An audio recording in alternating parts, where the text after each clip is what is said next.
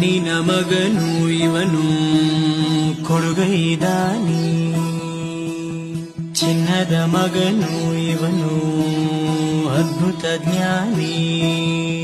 ಜನಸೇವೆಗೆಂದೇ ಹುಟ್ಟಿರುವ ದೇವರ ಕುಲವೋ, ಇವರ ನೆರಳೆ ಬಡವರಿಗೆ ನೂರಾನೆಯ ಬಲವೋ.